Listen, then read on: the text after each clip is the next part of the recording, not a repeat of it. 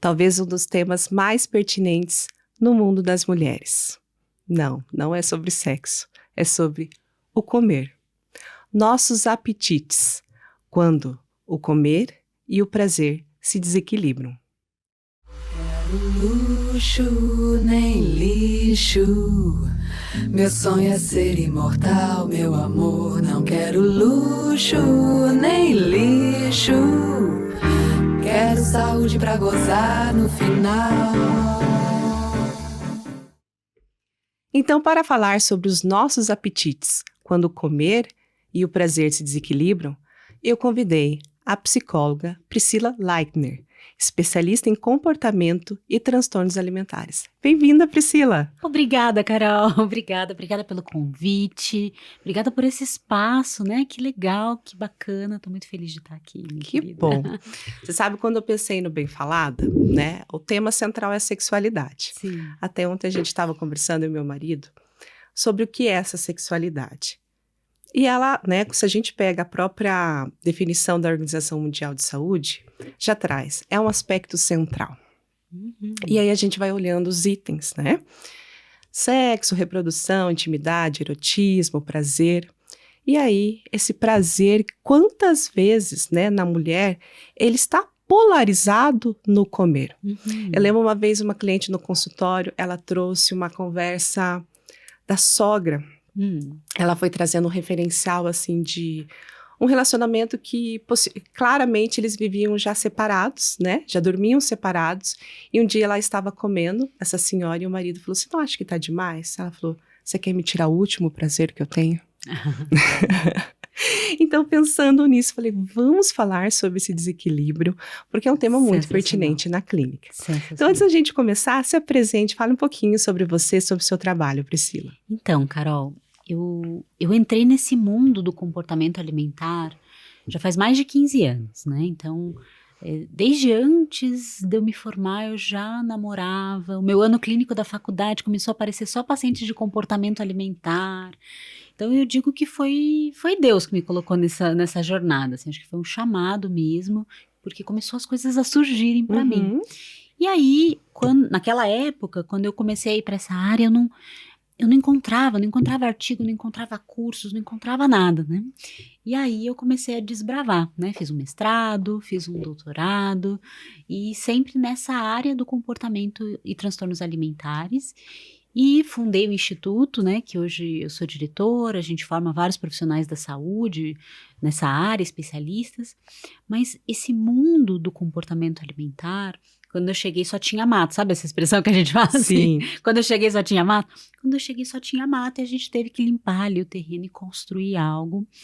E sempre me chamou a atenção, porque apesar de ser algo tão central, os apetites, o prazer com a comida, a relação com a comida, apesar de ser algo tão central, foi só de uns 5, 6 anos para cá que realmente as pessoas estão falando disso, assim, né, de uma maneira emocional, né, porque parecia antes muito biológico, a própria nutrição, ela é muito biológica, ela é muito matemática, né, dentro da medicina também a alimentação, ela é muito, muito biológica, né, muito de recursos energéticos, enquanto por mais que isso exista e faça toda a diferença, e é importante essa parte da ciência, da nutrição, a relação com a comida, a relação com os prazeres da comida, né?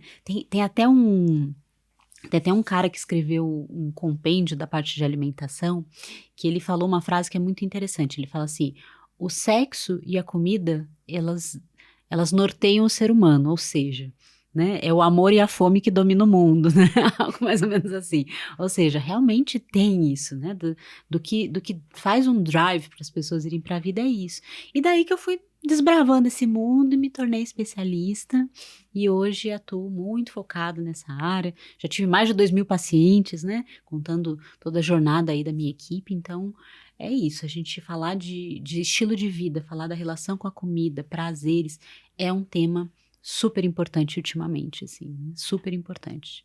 Até porque, eu não sei se você concorda, Carol, mas a comida tem sido uma fonte, não só de prazer, mas até de busca das pessoas, né? Para regular a emoção Sim. e tal, né? Então, quantas vezes a gente recebe pacientes com comer emocional, que é bem comum, né? Provavelmente a galera que está escutando a gente, enfim, já teve um negócio chamado comer emocional, né? Que é assim, eu tô ansioso, vou comer um chocolatinho. Se não estiver assistindo, já fazendo isso, né? Pode ser também.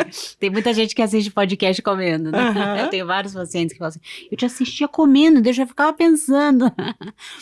E é muito interessante porque essa questão da relação com a comida, ela atravessa todas as idades.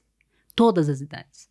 E hoje em dia a gente tem falado, por exemplo, de mulheres na menopausa que têm um comer emocional que é diferente do comer emocional lá da adolescente, da adulta jovem, é diferente, né? Então, a própria relação com a comida vai mudando, porque a relação com o corpo também vai mudando. Então, é uma área, assim, apaixonante. Dá para perceber que eu sou meio apaixonada. Sim. E amo também falar disso, enfim. Eu acho que é algo muito importante. Então, quando você me falou assim, vamos conversar, eu falei, adoro, porque a gente pode falar não só do desequilíbrio, mas a gente pode falar desses apetites, do prazer da mulher, né? Porque a comida é fonte de prazer. E isso que você falou da sua paciente, eu escuto muito, sabia, Carol? Eu escuto muitas vezes de pacientes assim, mas a comida é meu único prazer na vida. E claro que isso é problemático, claro que isso é problemático, mas a culpa que vem também, às vezes, no comer, também é algo que a gente vai precisar falar aqui nessa mesa hoje, né? Porque eu acho que é algo muito importante também, né? Porque o se alimentar virou sinônimo de estar fazendo algo errado, muitas vezes, né? Sim. Então, essa forma com que as pessoas, às vezes, veem a comida, fica, às vezes, meio bagunçada. Então, essa é a Priscila, essa é a Priscila. Você sabe que você falando, eu tenho uma filha pequena, né? Então, já, né? Ela tem 5 anos hoje, mas lembrei da fase da introdução alimentar, né? Que é uma fase que cada um vai buscar um método ou não um método, mas é uma fase até polêmica que a gente escuta muito no consultório, né? Sou criticada, porque a mãe, porque a avó, porque não sei quem, deu bolacha, deu aquilo. Você cresceu com isso e tá aí bem, não morreu, né? Então eu percebo que já essa mudança já iniciou hoje com as crianças, né, que estão vindo, que é olhar para essa introdução alimentar, né? Não só o que tem na mesa eu vou dar para essa criança, né? Incluindo o sal, todos os temperos ali. Não, é uma introdução para ela in natura ali mesmo, para ela entender o que é o sabor. Eu lembro quando a pediatra falou assim, é uma introdução. Tem crianças que já vai comer mais, tem um apetite maior, tem crianças que vai realmente explorar uma introdução que a tua filha vai ter aos alimentos. Por isso a importância de ser tudo, né, sem o sal, né, in natura, ela sentir a textura. Então, você falando, eu pensei nisso, já é uma geração que vem diferente, que foi muito diferente do que a gente viveu, né? O próprio refrigerante era ofertado para algumas crianças já na mamadeira, né? Desde pequeno. Sim.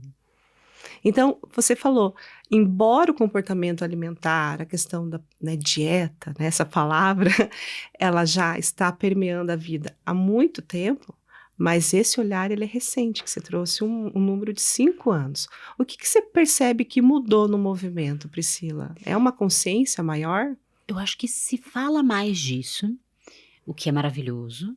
E também começa a se ter, toda onda tem uma contra-onda, né? Então vamos pensar assim, ao mesmo tempo que a gente vive é um paradoxo, né? Um terrorismo nutricional, e que não pode comer carboidrato, e que comer doce é ruim, e que não sei o quê. Ao mesmo tempo que a gente tem essa onda, né? Do eu preciso emagrecer, eu vou usar as canetinhas emagrecedoras porque eu preciso emagrecer com urgência, tem essa onda e tem o outro lado, o outro polo desse paradoxo, que é a gente poder restaurar essa conexão com o corpo, né?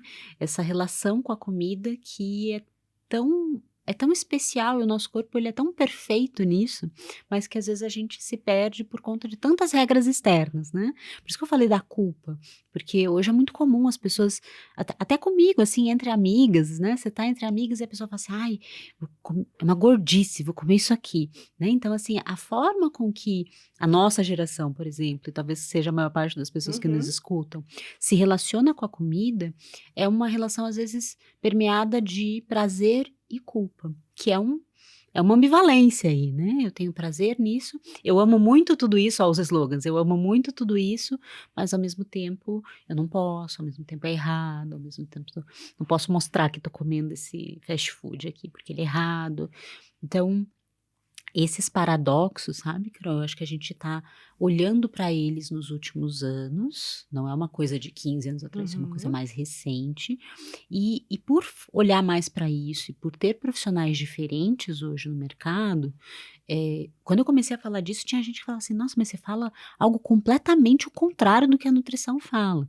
E hoje a nutrição está evoluindo, hoje já tem assim, uma área dentro da nutrição, que é a nutrição comportamental, que já vê, que já é contra dietas, contra prescrições, né? Que nem eu sou há muito tempo, né? A doutora Pri aqui é contra dietas. Por quê?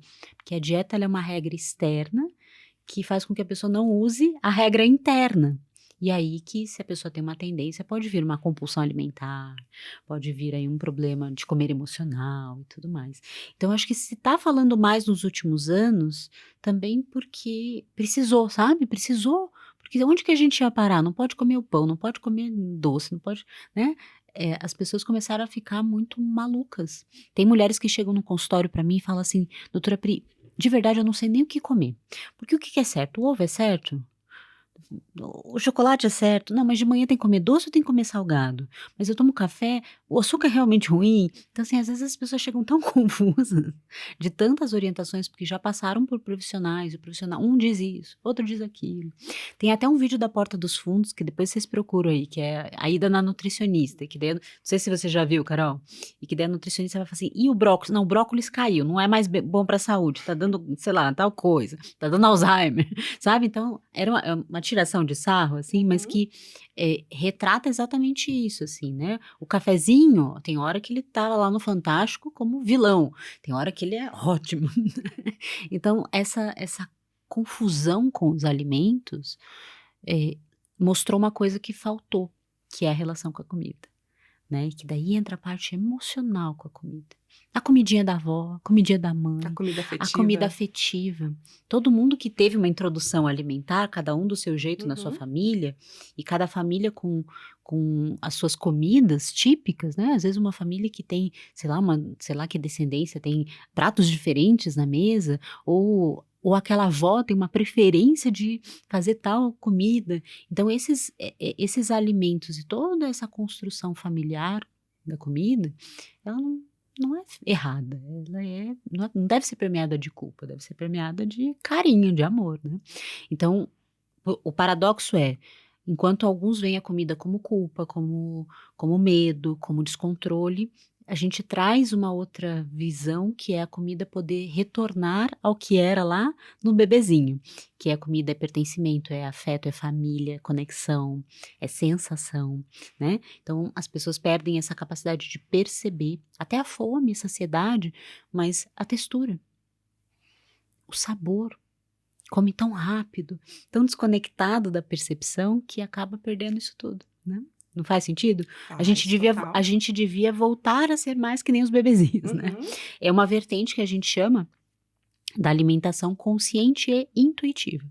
Por que intuitiva? Porque é retomar essa coisa intuitiva, que é o saber sem saber exatamente o porquê, mas a percepção do corpo, né? Trazer à tona isso, né? E isso ainda é um negócio diferente, mas hoje já se fala mais, sabe? Então, um pouco por aí, assim, que a gente possa falar disso até para tirar um pouco da culpa que muitas mulheres chegam nos consultórios e chegam pra gente, e as amigas ao nosso redor, porque ainda tem isso muito, muito forte, né? Você falando até do avanço da nutrição, né, dos estudos, tem uma nutricionista que muitos anos eu fui atrás em Londrina, ela era a da dieta, né? Super restritiva, ela passou a dieta, obviamente eu não segui um dia. Quando eu abri, assim, o anexo no e-mail, eu falei, nossa, é inviável conseguir fazer essa dieta. E aí, acompanhando ela mudou muito, ela estudou muito sobre comportamento alimentar, e hoje ela não trabalha mais com dietas. E aí, um dia eu vi um vídeo dela, achei bem legal, que ela falou assim, eu não sou contra chocolate. Você quer comer chocolate? Coma, mas esteja presente. O meu problema é você comer uma barra de chocolate assistindo uma série no celular. Quando você vê, você comeu uma barra inteira, mas você nem degustou o chocolate. Se você gosta, então esteja presente, coloca pra lá, coloca pra cá, saboreie. Que daí eu lembrei que você falou voltar para os bebês, né? Que é o prazer, né? Que todo mundo pode fazer essa experiência até que tá nos ouvindo. Se você pegar um quadradinho de chocolate, colocar os pés no chão, respirar e saborear, perceber o sabor, o aroma, a textura, como que teu corpo vai reagindo a isso, é uma experiência completamente diferente de você abrir um chocolate e dar uma mordida. Completamente diferente. E por quê? Porque tem conexão. Tem conexão. É bárbaro isso, né? E é muito legal ver profissionais evoluindo nisso. Assim, ai, cara, eu fico muito feliz. Porque quando eu cheguei só tinha mato, e a gente falava e se posicionava, e era muito mais difícil hoje. Hoje a própria nutrição, o nutricionista entendeu. Na verdade, o nutricionista entendeu pela própria frustração dele. Eu dou aula para muitos nutris incríveis, e muitas delas chegam no curso e falam assim, não estava funcionando para mim. Porque eu dava uma dieta, o paciente não seguia. Eu dava uma dieta, o paciente não seguia. Eu comecei a ver que talvez o problema fosse eu. Né? Porque não tinha resultado. Ou tinha resultado por um tempo e depois ele abandonava o tratamento. Então, o próprio nutricionista começou a perceber isso, né? Essa semana eu estava conversando com um cardiologista, amigo meu, e ele falou assim, Pri, sabe qual que é a minha maior dificuldade? Não é o paciente fazer exame. Não é o paciente tomar os remédios que eu passo. É ele conseguir mudar o estilo de vida dele. Porque às vezes ele tá lá hipertenso, ele tem uma arritmia que seja, nem é um negócio assim que pode ter a ver com o peso. Mas ele tem um problema cardiovascular e eu preciso que ele deixe de ser sedentário, eu preciso que ele se alimente melhor, assim, faça melhores escolhas, sabe? Que ele cuide mais de si, que tenha mais autocuidado. E eles não conseguem fazer. Eles sabem, ele vem falar assim, eu sei, doutor, que eu tenho que fazer isso, mas eu não consigo mudar.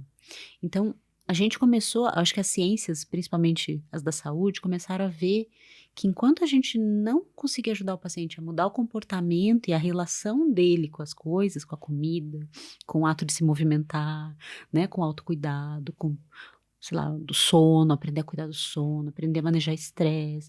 Enquanto a gente não olhar para isso tudo, os tratamentos vão ser de insucesso. E a medicina antes culpava o paciente, dizia, o paciente aí não se ajuda. Mas hoje eu acho que já tem mais consciência, né? Tanto na nutrição, quanto na medicina, na psicologia também, né? Eu acho que a gente é mais aberto a olhar para esse lado da emoção, mas ainda existe uma leva de psicólogos que trabalhavam no emagrecimento muito no sentido de forçar e culpabilizar o paciente sem conseguir realmente ajudar ele na base, né?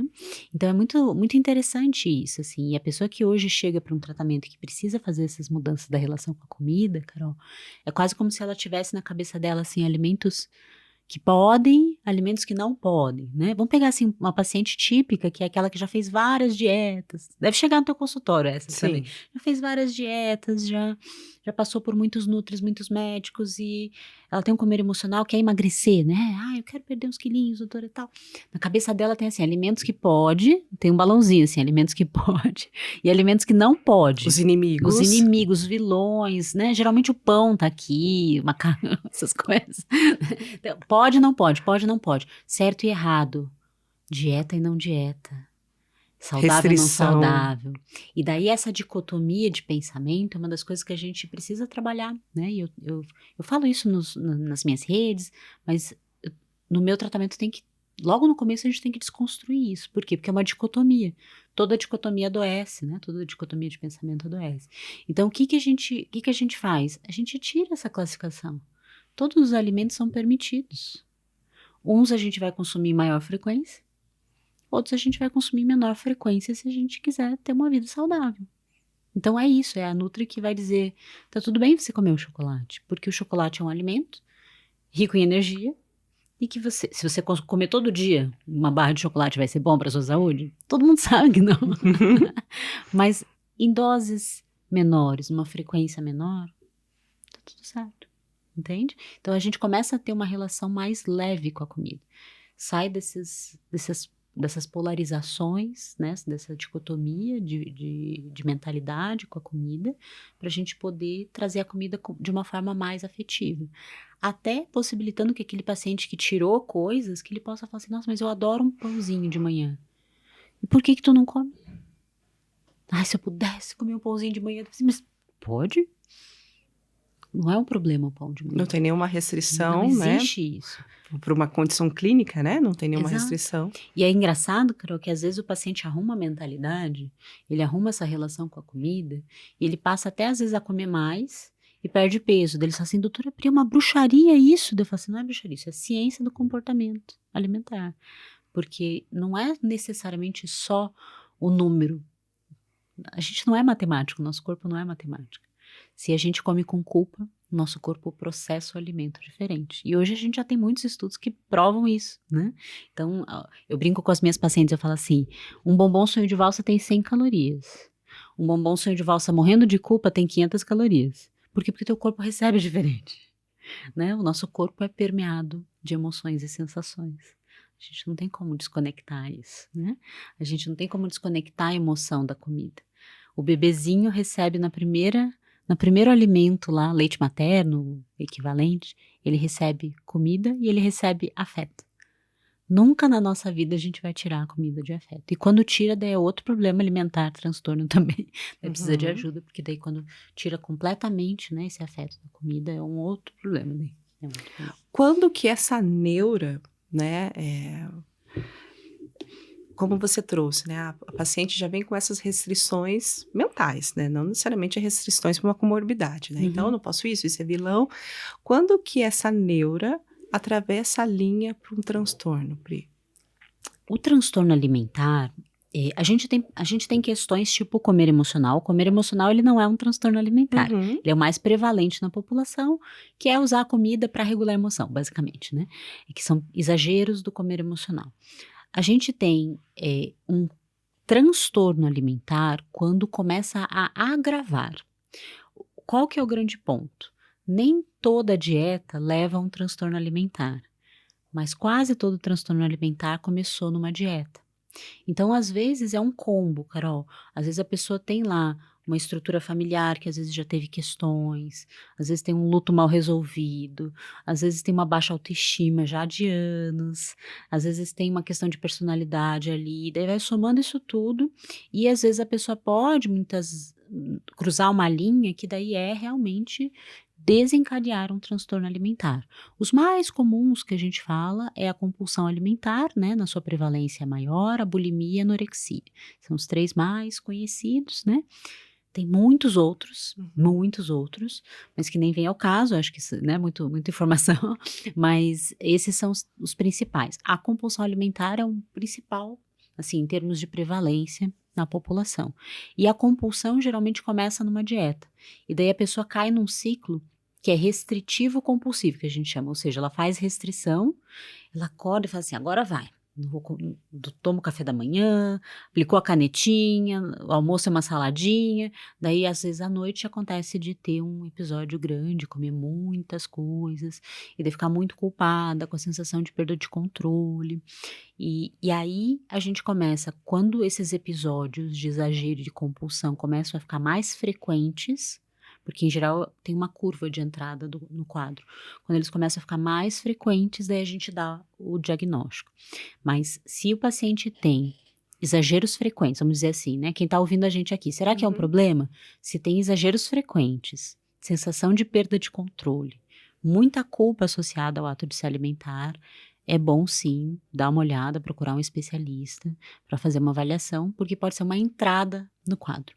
Quando o paciente chega, ele já tem a compulsão ali faz 1 ano, mais 5, 10, sei lá, muito mais anos, daí o tratamento é mais complexo, né? O prognóstico fica pior nesse sentido. Então, eu acho que o que é bom identificar é isso. Começou a ter episódios de exagero, começou a ter sofrimento relacionado à comida.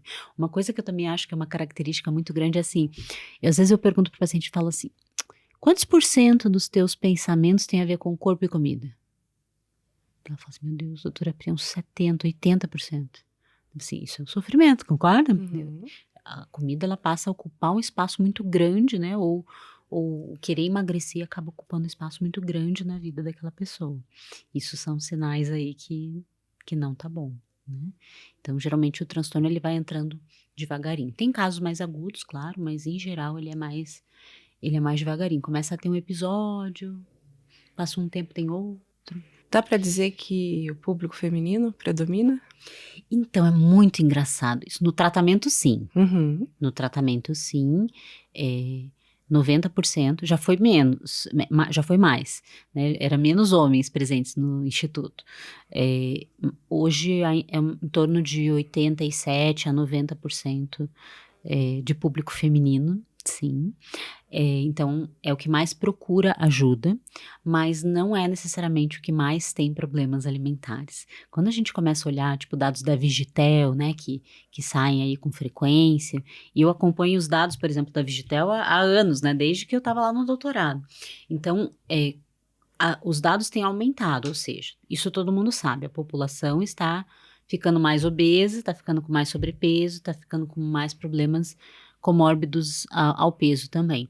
E daí esses números mostram hoje, né, pensando no Brasil, em Curitiba também, que a população masculina é que mais sofre com questões de peso, sobrepeso e comorbidades relacionadas à alimentação.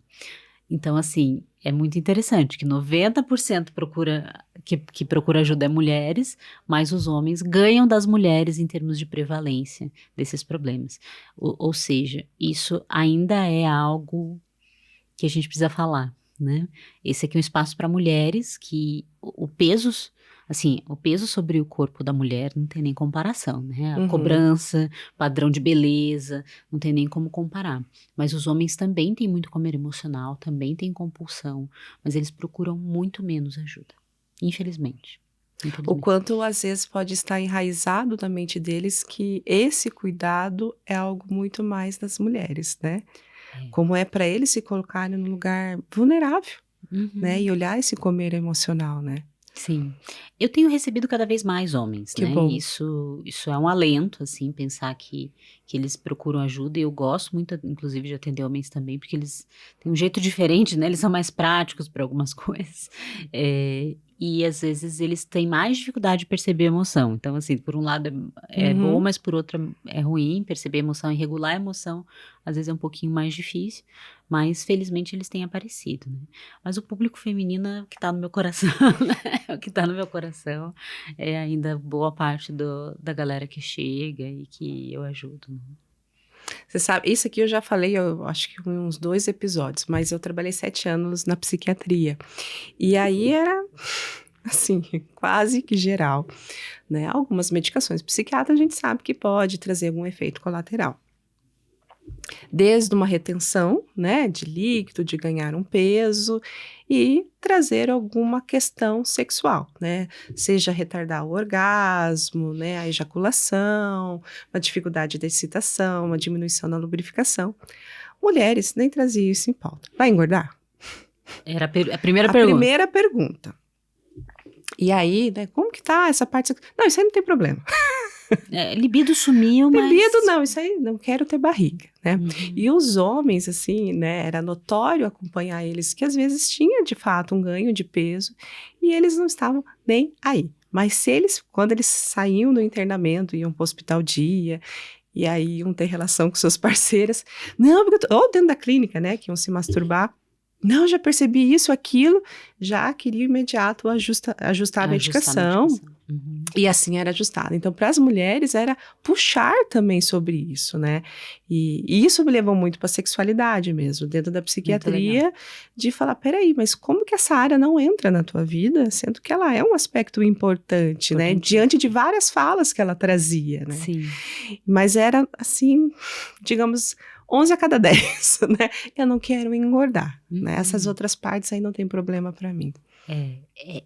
É uma das queixas, inclusive quando a gente tem pacientes que precisam fazer uso de antipsicóticos, né, que são os principais causadores de problema aí nesse sentido, estabilizadores de humor, geralmente existe esse medo do ganho de peso, que não é sempre que acontece, e também existe formas da gente prevenir também isso, né, melhorando a relação com a comida, melhorando os apetites e tal, mas é algo que tá na cabeça das mulheres, né? Essa medicação aqui vai me fazer ganhar peso, vai fazer reter líquido, né? Então isso é uma preocupação, esse peso, né, da questão estética, da cobrança sobre o corpo da mulher, é algo muito, muito, muito importante, né? Tá na base, com certeza.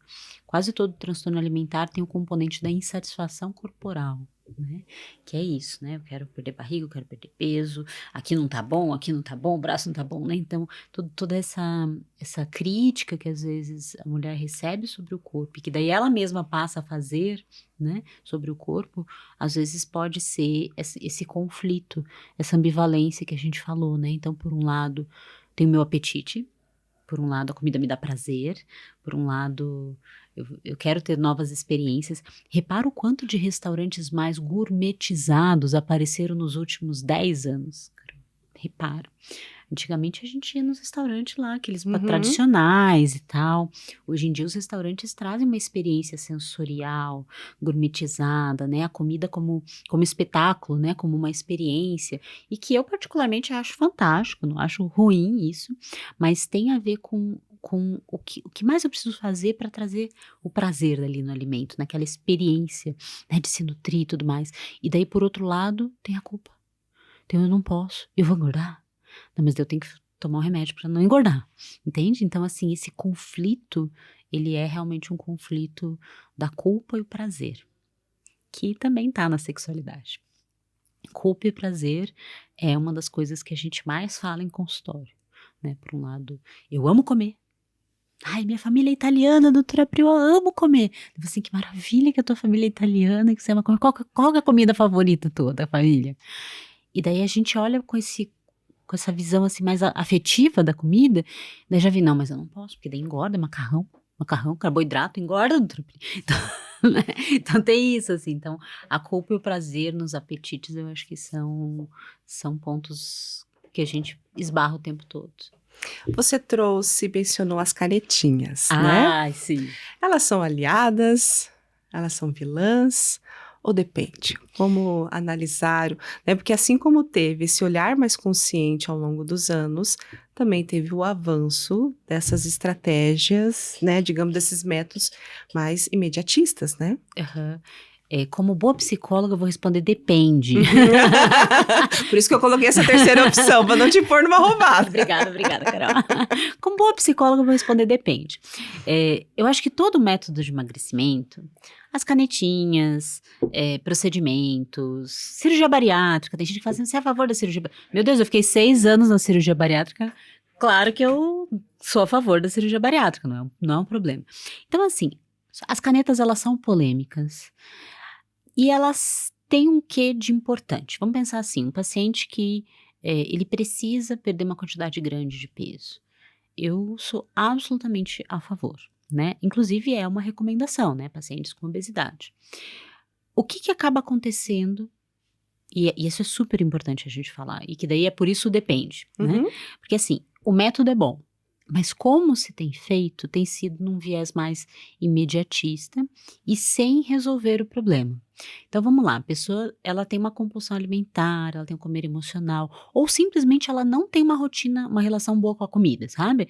Ela acaba não se planejando, não se organizando, daí ela usa a caneta. A caneta vai fazer efeito? Vai, ela vai perder peso. Quando ela para de usar a caneta, ela ganha o peso. Por quê? Porque ela não mudou o estilo de vida dela. Ela não tá se exercitando, se movimentando, o sono dela tá ruim, não lida com estresse, o corpo tá todo tenso, não lida com a ansiedade, a relação com a comida tá cheia de culpa ainda. Então, se a pessoa faz uso desses métodos, pode ser a liraglutida, semaglutida, enfim, um Mounjaro, enfim, qualquer uma dessas. Mas se ela faz o uso dessas tecnologias, mas ela não muda o estilo de vida, ela vai encontrar um jeito caro de fazer um efeito sanfona. E daí tem um problema muito grande, tem um efeito colateral disso, Carol, que é assim, quando a pessoa perde peso muito rápido, ela não perde só gordura, ela perde massa muscular. E vamos pensar, a primeira vez que ela fez isso, perdeu massa muscular. Quando ela ganhar, especialmente se ela ganhar fazendo uso de exageros, fast food e tal, ela vai ganhar gordura. E ela vai começar a ficar sarcopênica, que a gente chama, ou seja, ela tem pouca massa muscular, especialmente as mulheres, porque a mulher dá um duro danado para ganhar massa muscular. Eu não sei você, mas eu, às vezes com um ano para ganhar 1 quilo, né, de massa muscular. E aí, o que acaba acontecendo? A gente começa a ter um monte de pacientes acima do peso, porque passou por muitos efeitos sanfonas, sarcopênicos. E daí, ele não vai perder mais peso tão rápido que nem as primeiras vezes. E daí vai começar a parecer que não faz efeito. Não é nem só a caneta, qualquer método de emagrecimento vai começar a não fazer efeito. Por quê? Porque a massa muscular é aquilo que a gente precisa ter para, inclusive, para o nosso metabolismo. E daí o metabolismo vai cair.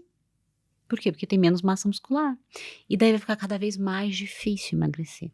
É muito comum em pacientes que fizeram dietas restritivas, eles chegam no consultório, Carol, eles falam assim: doutora Pri, quando eu fazia dieta, a primeira, segunda vez que eu fiz dieta, eu emagreci rapidão. Eu perdi, 7 quilos em 30 dias. E agora eu fico o mês inteiro passando fome e perco 1 quilo. Por que isso acontece? É o meu metabolismo, é que agora eu tô nos 40 anos. Você não tem a ver com metabolismo. Tem a ver com todo o efeito sanfona. Então, a canetinha, ela oferece um risco muito grande se o paciente não faz as mudanças de estilo de vida, principalmente se ele quer fazer rápido. Então, assim, a caneta resolve meu problema, então eu vou aproveitar que eu não vou sentir fome, daí eu já não vou comer, já vou diminuir muito, e daí a perda de peso é mais acentuada, e tem tudo isso que eu acabei de falar, que daí a perda de massa muscular e tudo mais. Então, é um recurso? É. Eu sou contra? Não necessariamente. Em alguns casos, sim. Aquela pessoa que fala assim, eu quero perder 2 quilos. Para mim, não é isso, assim. Até porque, às vezes, a caneta pode vir num lugar de querer, que a pessoa querer ter um corpo que ela não tem, assim, que não é sustentável. Então, nesses casos, não. Em casos que a pessoa precisa perder, sou a favor, mas não sem a mudança do estilo de vida. Eu trabalho com médicos que usam, né, a trizepartida, a semaglutida, e às vezes eles mandam para mim, a gente faz um tratamento de estilo de vida, e daí essa pessoa faz uso da medicação. Seria o melhor dos mundos. Agora, quem que quer ficar 3 meses num tratamento para daí emagrecer? Né?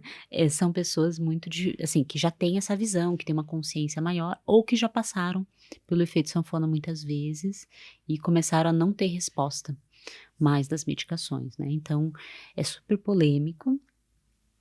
E também não adianta, por exemplo, o médico falou que eu tinha que mudar o estilo de vida. Ele falou, você consegue? na prática, deu certo? Não deu na prática. Eu assim, pois é. Daí não resolve o problema, né? Daí não resolve o problema. Então, os meios e a tecnologia da medicina está cada vez maior, né? Vamos pensar. Tem tecnologia, tem recursos, né? Até porque a população está cada vez mais obesa mesmo. Então, isso é importante. Mas se fala mais do recurso tecnológico, né? Da medicação, da droga, do que incentivar a população a ter um estilo de vida mais saudável, né? E que não é só fazer exercício e comer saudável.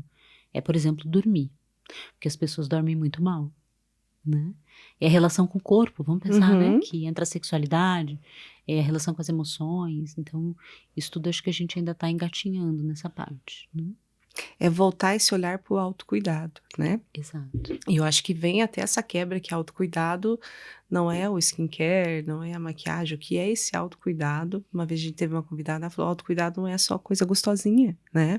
É o que você precisa fazer para você, né? Sim. Esse autocuidado. Exato. Até o autocuidado é interessante porque eu vejo, assim, colegas profissionais da saúde, porque você tem que ter autocuidado, assim...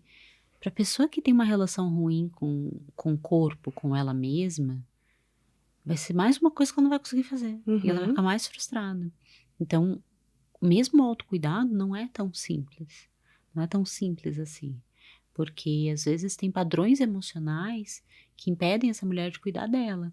vezes ela tá cuidando do marido, às vezes ela tá cuidando dos filhos, às vezes ela tá cuidando de todo mundo, da sogra, tá cuidando de todo mundo, e ela não tá cuidando dela. Mas ela sabe que ela precisa cuidar dela. Só que o que faz ela não cuidar dela é um padrão emocional. Sim.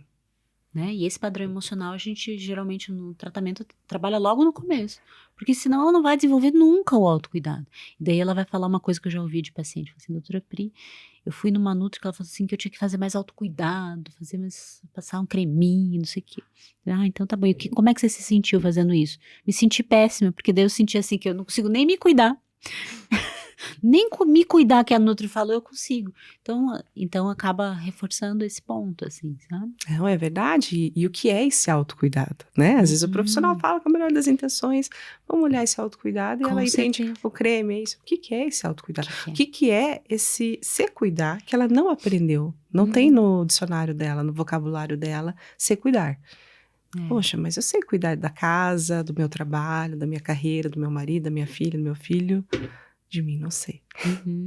E essa desconexão consigo mesma começa a ter efeitos em várias áreas, não só na alimentação, mas na autoestima, na sexualidade, na relação com as pessoas, no próprio relacionamento amoroso, isso tem um efeito, né, dessa mulher que às vezes vai ressentindo, né, e dela vai ficando ali naquela relação muito ressentida, porque ela faz tudo para todo mundo e ninguém faz nada para ela, então isso vira às vezes uma bola de neve muito grande, né, que a comida é só uma partezinha, a sexualidade é só uma partezinha tão importante, mas é uma parte daquela confusão toda do padrão emocional, né? Você falou que grande parte, né, de quando vem, né, olhar esse comportamento alimentar, existe uma insatisfação com a imagem. Isso. Como trabalhar com essa mulher que às vezes vem com uma imagem, uma referência que não necessariamente é condizente com a realidade do corpo dela, com a estrutura dela, Pri? É muito legal a tua pergunta, Carol, porque é trabalhar a consciência, né? Eu acho que a primeira coisa que a gente precisa entender é que existe nas redes sociais, né? Vamos pegar as redes sociais. Nas redes sociais está todo mundo muito bonitinho, né? Ninguém faz vídeo remelento, acabou de acordar com o cabelo torto. Ó, nós duas aqui. A gente se arrumou pra estar aqui, né? A gente não tá na rede social de qualquer jeito, né? Eu até gravei esses dias um vídeo de pijama, mas tava maquiada, entende? Então, assim, a gente posta nas redes sociais e às vezes muito do que essas mulheres consomem nas redes tem a ver com algo muito preparado, algo muito, né? É um recortezinho da vida. E às vezes acaba que essa mulher compara o bastidor dela com o palco do outro, né? Então, as redes sociais, às vezes, elas trazem, mesmo sem perceber, elas trazem esse conflito ali, né? Da comparação, né? Geralmente a pessoa que tem uma questão de autoestima e de autoimagem, ela vai lá para a rede se comparar. E às vezes tem uma coisa irreal nisso, né? Às vezes tem o ângulo certo, a luz certa, tudo isso, e que daí às vezes ela, olhando para ela mesma, ela acredita que ela tá errada e que tudo mais. Então tem muitas camadas de consciência, desde o que se falava sobre o corpo dela dentro da família, que são coisas que a gente trabalha, até como que é o relacionamento amoroso dela, como que é a relação dela com o corpo dela, até no sexo, vamos pensar assim, como que é esse olhar para esse corpo que talvez você não se sinta bem, como que é isso, né? Como que é ser olhada nesse sentido, como que você se sente. Então a gente vai explorando todas essas camadas de consciência e até uma coisa quase histórica de psicoeducação, de falar do peso sobre o corpo da mulher, né? A exigência da mulher ser bonita, né? Porque a gente tem ainda na sociedade uma coisa assim, tu não é bonita? Porque tu não tá se esforçando, porque tem que se esforçar, faz aí um cabelo, vai fazer uma maquiagem, vai comprar não sei o que, vai comprar uma roupa melhor, ou seja, tem essa cobrança sobre o corpo da mulher e que isso muitas vezes tem o objetivo de deixar essa mulher se sentindo mal com ela mesma, né? Então, a cobrança social precisa ter consciência disso, mas não só a social, a familiar, lá da infância, né? Muitas mulheres ouviram pessoas falando mal do corpo delas para elas mesmas, né? Tipo, você tá gorda, você tá não sei o que, fecha a perna, não sei o que. Então, toda essa repressão, essa crítica sobre o corpo foi internalizada em várias e várias e várias camadas. Então, quando a gente trabalha isso hoje, tem uma questão de autoestima, tem uma insatisfação corporal, eu digo que é uma uma redescoberta de si, assim, sabe? Da sua verdadeira essência, de quem você é. E até a possibilidade da pluralidade. Nenhum corpo é perfeito. Mesmo os do TikTok não são perfeitos, né? Então, como que eu trabalho e aceito a minha imperfeição? Eu acho que é uma construção muito linda, assim, sabe? Muito, muito bonita mesmo. E que às vezes tá tudo bem querer perder peso. Não é que eu tenho que aceitar o peso. Eu preciso perder peso e tenho que aceitar. Não é sobre aceitar. É sobre encontrar um lugar até mais neutro para olhar para esse corpo, né? Sem assim, ele não é perfeito, mas ele também não é horrível. Então, o que tem nesse corpo, né? Então, é um trabalho bonito e difícil para muitas pacientes. Uma vez na clínica, uma paciente, ela trouxe, assim, falas muito severas sobre a imagem dela. E aí, tinha um espelho. Eu falei, vamos lá no espelho se olhar? Ai, nem consigo me olhar, Carol. Já que eu tô com a terapeuta do lado, vamos então, ela brincou, né? E aí, ela começou a se olhar, ela viu que não era tudo aquilo, né? Então... É um exercício muito simples o se olhar, mas a imagem que ela construiu sobre ela era muito pior do que a imagem real, né? Então ela teve que se deparar com o real. E eu sempre falo com as mulheres que eu atendo, eu não sou contra, jamais, né? Qualquer tipo de melhoria, seja emagrecer, seja procedimento estético, mas desde que você tenha uma referência real. Né? E realmente a gente é bombardeado hoje nas mídias, né? E o problema não é a mídia, mas a relação que a gente faz com ela, né? Eu acho que os próprios conteúdos hoje, né? Existe um marketing que ele vem vendendo o estilo de vida, né? Isso é uma coisa que eu tenho pensado muito. Esses tempos fui num evento que eu tinha uma palestrante que ela vendeu o estilo de vida, né? Olha como eu sou uma mulher de sucesso, eu casei, depois de não sei quantos fracassos amorosos, eu encontrei uma técnica milagrosa e olha que mudou. E eu saí de lá pensando, falei, cara, o meu estilo de vida não está à venda. A minha vida, aliás, não está à venda, né? Isso. E você é psicóloga, né? Já há anos formada. Então, talvez a gente pode dizer que a gente é da old school, no sentido, né, que é o nosso trabalho, a nossa técnica, nossos recursos, que isso vai desenvolver. Isso não quer dizer que você não tem seus perrengues, né? Isso não está vendo, não quer dizer que eu sou o ser mais transante do mundo e por isso eu vou vender isso e as pessoas têm que me buscar, né? Aí eu saí muito reflexiva dessa palestra, né, porque... Aí a gente não está falando nem somente de mídia, mas geralmente uma pessoa que já vai em sofrimento buscar um profissional assim, ela já está invulnerável, ela está no sofrimento psíquico. E de repente vem esse magnetismo, né? Eu quero essa vida. Isso. Então, assim... Como se fosse comprável qualquer vida, exatamente. Né? E como se fosse sustentável. Eu tenho uma expressão que eu digo assim, a gente tem que ajudar o nosso paciente a construir um estilo de vida que seja emocionalmente sustentável. Porque eu gosto do estilo de vida, né? Eu gosto dessa expressão. Eu não quis deixar ela de lado. Então, eu digo, estilo de vida emocionalmente sustentável. Por quê? Porque você quer ser que nem a blogueira? Você sustenta levar essa vida? Porque parece bonito na tela, mas não é tão bonito, nem tudo são flores. Então, o estar construindo o estilo de vida que tenha a ver com você, mas que seja sustentável é o grande ponto. Porque senão a pessoa se seduz por esses estilos de vida, e que pode ser desde relacionamentos, até relação com o corpo, até trabalho, enfim, viagens, mas que isso tudo é muito bonito. Mas você sustenta, será? E será que você sustenta tendo 2 filhos e casada? Entende? Toda essa reflexão, ela é o que eu acredito. Então, quando meu paciente chega e fala assim, eu quero ter uma vida diferente, sensacional, vamos lá. Mas tem que ser sustentável, não pode ser um negócio que tu não vai sustentar, né? Porque senão você só vai se frustrar, né? E criando expectativas e se frustrando, né? Exatamente. Quantas reflexões, Sim. Quantas coisas aí que, né, eu acho que é impossível dizer alguém que não passou por algo que você está trazendo, né? Seja desse prazer muito polarizado, né? E fazer as pazes ao prazer do comer, né? Ou a própria culpa. Né? Então, em algum momento da vida, né, isso bate. Sim, com certeza, com certeza.